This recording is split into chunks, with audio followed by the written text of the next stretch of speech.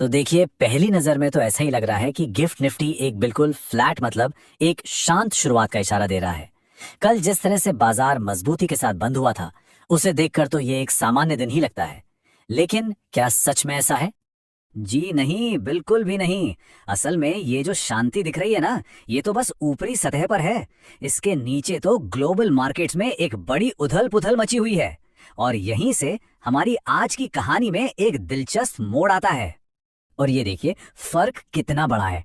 कल जब हम अपने बाजार बंद कर रहे थे तो हम सब नैस्डैक फ्यूचर्स को आधा % ऊपर देख रहे थे, है ना? सब कुछ ठीक लग रहा था। लेकिन रात भर में देखिए क्या हुआ।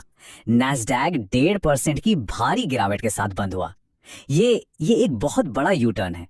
तो ये सास पॉकेलिप्स आखिर है क्या भला? देखिए, ये मार्केट का नया बज़वर्ड बन गया है। ये दो शब्दों से मिलकर बना है। सास मतलब सॉफ्टवेयर एज अ सर्विस और अपोकेलिप्स जिसका मतलब होता है प्रलय। तो जेफरीज ने इस शब्द का इस्तेमाल उस डर को बताने के लिए किया है जो इस वक्त पूरे सॉफ्टवेयर सेक्टर पर छाया हुआ है।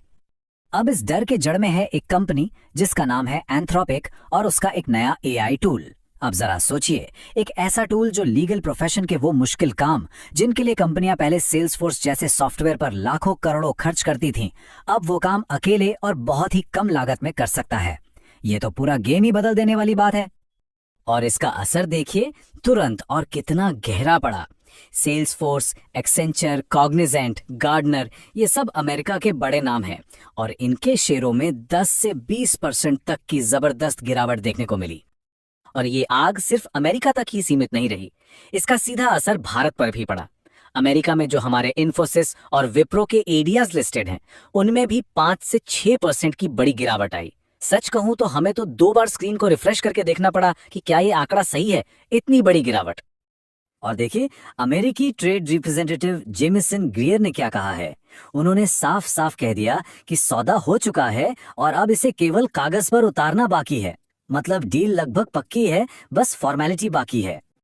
और अगर इन दावों में दम है तो ये डील वाकई गेम चेंजर हो सकती है। आप खुद देखिए, agriculture products, chemicals, medical devices, इन सब पर टैरिफ लगभग 0 करने का प्रस्ताव है। और तो और इंडस्ट्रियल गुड्स पर टैरिफ को सीधे 13% से घटाकर 0 पर लाने की बात हो रही है। ये बहुत बड़ी बात है। और बात यही खत्म नहीं होती। वाइन, स्पिरिट्स, फल और सब्जियों जैसे आइटम्स पर भी टैरिफ 0 करने का प्रस्ताव है। लेकिन सबसे दिलचस्प और शायद थोड़ी कंट्रोवर्शियल बात जो अमेरिकी प्रतिनिधि ने कही, वो ये है कि ये डील इसलिए हो पाई क्योंकि अमेरिका ने रूस से तेल खरीदने को लेकर भारत पर एक तरह का दबाव बनाया था। अब ये एक बहुत बड़ा जियोपॉलिटिकल बयान है। तो देखिए, अमेरिका ईरान के बीच तनाव बढ़ रहा है जिसका असर तेल की कीमतों पर दिख रहा है। उनमें तेजी है। सोना एक बार फिर 5000 के अहम लेवल के ऊपर आ गया है। डॉलर भी 97 के ऊपर मजबूती से टिका हुआ है।